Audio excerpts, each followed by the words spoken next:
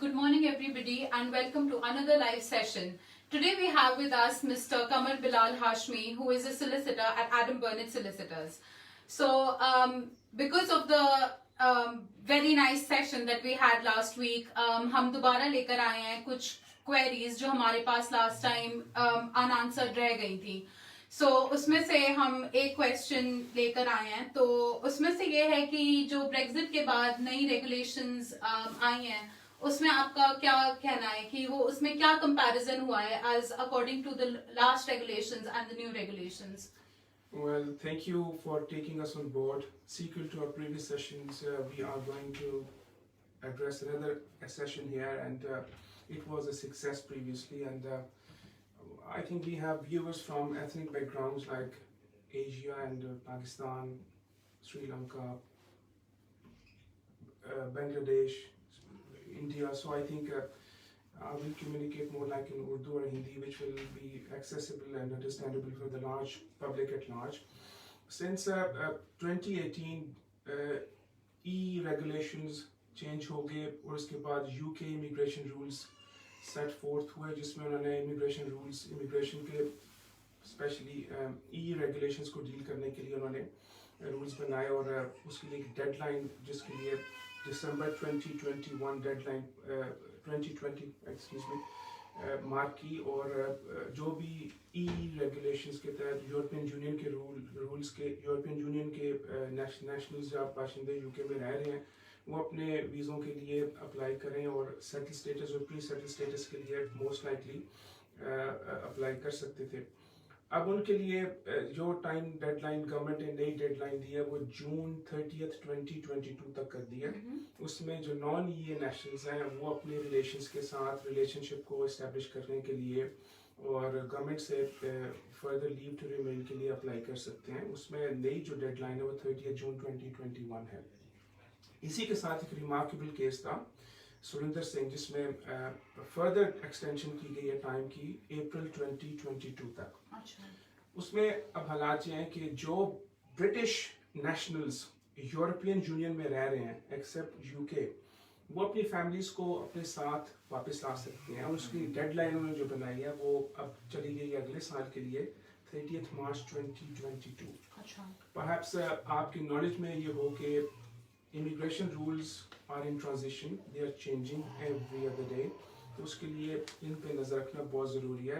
ये कि मैं यूरोपियन यूनियन से हूँ और मैं आ गया हूँ यूरोपियन यूनियन से और इधर रह रहा हूँ इज़ नॉट सफिशिएंट.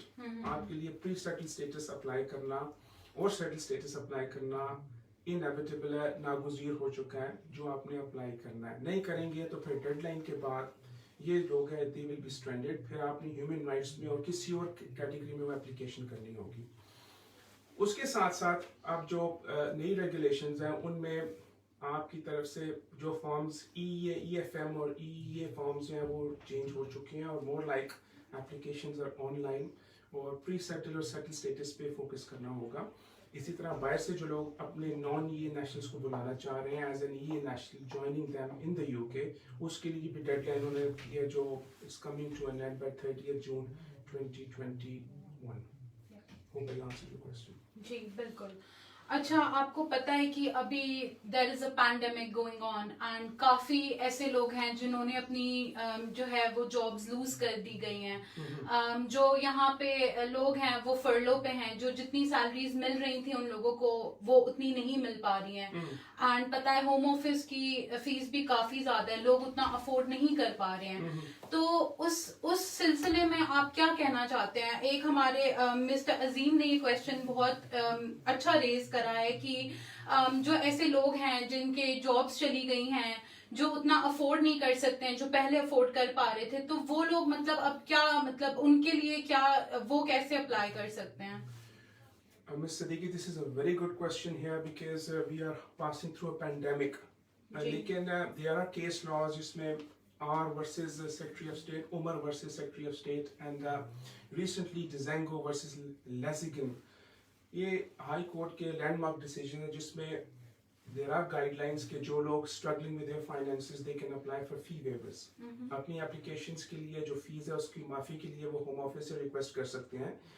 इसके लिए एक स्पेसिफिक प्रोसीजर उन्होंने इंट्रोड्यूस किया था there are certain limits of applications जिसमें human rights applications हैं, उसके बाद discretionary leave है, उसके बाद आपकी my apologies, FLR FP applications हैं जिसमें human rights, article, family life, discretionary leave to remain और exceptional circumstances आ रहे हैं. उसके लिए गवर्नमेंट की इंट्रोडक्शन स्कीम थी कि जो लोग अपने फाइनेंसेस में स्ट्रगल कर रहे हैं they can apply for a fee waiver. अब फी वेवर के लिए एक प्रोसीजर ये है कि let's suppose there is a deadline of 30th June 2021. लोग पैनिक कर रहे होंगे कि उनकी डेडलाइन है एप्लीकेशन अप्लाई करने की, तो उनको जल्दी जल्दी एप्लीकेशन करनी चाहिए which is either FLR FP और डिस्क्रिशनरी लीव और एनी एक्सटेंशन. तो उनके लिए जरूरी है कि उस डेडलाइन से पहले अप्लाई करें. उनकी जो एप्लीकेशन होगी वो फी वेवर होगी. पहले फी वेवर के लिए जब एप्लीकेशन जाएगी तो वो 30th June की डेडलाइन गुजर जाएगी, तो it is presumed they are going for an actual application itself. ठीक है. In reality there will be two applications. लेकिन जब वो जाएगी एप्लीकेशन पहले जाएगी फी वेवर, तो fee waiver will be presumed their actual application for extension of their leave. जैसे ही वो एप्लीकेशन फी वेवर की जाएगी, डेडलाइन गुजर गई, डजंट मैटर, वो आपकी एप्लीकेशन वैलिड इन टाइम चलेगी. और फिर वो एप्लीकेशन जब डिसाइड होगी तो वो आपको एक कोड देंगे कि आपकी एप्लीकेशन फी वेवर की हमने अप्लाई कर दी, उसको अलाउ कर दिया, तो विद इन 10 वर्किंग डेज आपने एक्चुअल एप्लीकेशन अप्लाई करनी होगी जो कि आइदर FLR FP या डिस्क्रिशन जो भी है. लेकिन here for the viewers there is an exception. There exception है कि आपकी एप्लीकेशंस लाइक FLR M या सेटलमेंट एप्लीकेशंस जिसको बोलते हैं long residence application, set O application, set LR, उसमें फी वेवर की गुंजाइश नहीं है. जब हम कहेंगे फी वेवर नहीं हो सकता, इट मींस कि those applications are barred from fee waiver. लेकिन there is always an exception. उसमें यह है कि जो FLR M एप्लीकेशंस होंगी स्पाउस वीजास एक्सटेंशन की, उसमें अगर आपका स्पाउस जो है if he struggling with his finances, या ही इज इन स्ट्रगलिंग से मुराद है कि वो डिसेबल पर्सन है, अगर डिसेबिलिटी स्कीम पे है और गवर्नमेंट से अपने स्टेट बेनिफिट्स ले रहा है, तो देन ही और she has a choice to apply for a fee waiver. उनके लिए गवर्नमेंट ने एक पॉलिसी में अपना एक्सेप्शन रखा है कि वो फी वेवर के लिए अप्लाई कर सकते हैं. मोस्ट लाइकली उनको फी वेवर अलाउ हो जाएगा. तो इसके साथ ये है कि फिर I explain discretionary leave, human rights applications, FLR FP, initial application और एक्सटेंशन एप्लीकेशंस, इसमें फी वेवर के लिए अप्लाई किया जा सकता है. Hope I answer your question. जी बिल्कुल. और हम अपना आखिरी सवाल लेते हैं यहाँ पे. मिस्टर रहमान ने पूछा है कि अभी अप्रैल 2021 में एक नया जो है वो वीजा इंट्रोड्यूस होने वाला है, that's post study work visa.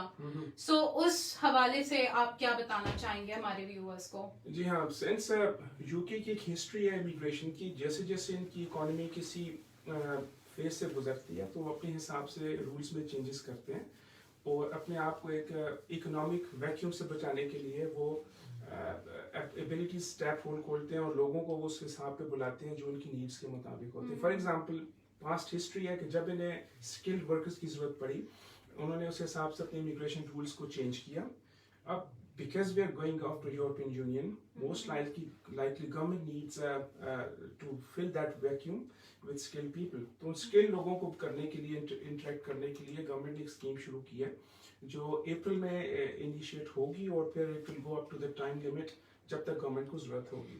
तो इस स्कीम में जो लोग अंडर ग्रेजुएट स्कीम में या ग्रेजुएट स्कीम में आ रहे हैं, मतलब BSc BA करने के लिए, तो अप्रैल 2021 से जो सेशंस शुरू हो रहे हैं या शुरू हो चुके हैं, ये लोग बेनिफिशियल उस पॉलिसी से लेंगे फायदा कि वो अपनी मास्टर्स की या बैचलर्स की स्कीम पूरी करके अपने आप के लिए 2 साल का पोस्ट स्टडी वर्क वीजा ले लें. अब उसमें एज ये है कि जो लोग पोस्ट स्टडी वर्क वीजा पे जाएंगे they are capable of applying, वो अपने वीजा को एक्सटेंड करने के लिए किसी और कैटेगरी में स्विच करने के लिए like was most likely a work permit, उस मुल्क में रहते हुए अगर 2 साल के वर्क परमिट पे जाएंगे तो वो अपने आप को स्विच ओवर कर सकते हैं, अपनी वीजा का प्रोलॉन्ग करके लिए परमानेंट स्टे की तरफ जा सकते हैं. इन दिस सिनेरियो जो स्पेसिफिकली उन स्टूडेंट्स के लिए है जो यूके आके ग्रेजुएट स्कीम करेंगे, अपने लिए ग्रेजुएशन की डिग्री के लिए तैयारी करेंगे और उसके साथ साथ 22 सितंबर 2021 जो लोग मास्टर्स भी स्टार्ट कर रहे हैं उनके लिए भी गवर्नमेंट ने ये स्कीम इंट्रोड्यूस की है कि वो भी अपने आप को रेगुलराइज करें 2 سال کے پوسٹ اسٹڈی ورک ویزے کے لیے. اس کے بعد وہ اپنے ویزاز کو سیٹلمنٹ کی طرف جا سکتے ہیں ڈفرینٹ کیٹیگریز میں, ڈفرینٹ ٹیئرس میں. ان کے پاس ایک فلیکسیبلٹی آ جائے گی کہ وہ اپنے حساب سے یو کے میں رہ کے اپنے رولس کے مطابق ود ان لمٹس ایک ایجوکیٹڈ پرسن, اسکلڈ پرسنس اپنے آپ کو سوئچ اوور کر کے کسی اور کیٹیگری میں جا کے اپنے لیے لائیولیہڈ ایکسپلور کر سکتے ہیں toward settlement in the U K. تو I think it's sufficient. Yes. Thank you, Mr. Bilal, for such an enlightening question and answer round. And آج کا ہمارا سیشن اتنا ہی تھا. If you people are interested in asking any more immigration questions, please log on to our website, leave a query, and we'll answer.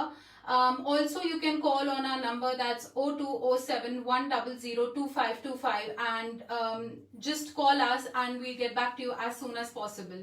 Thank you. Thank you so much.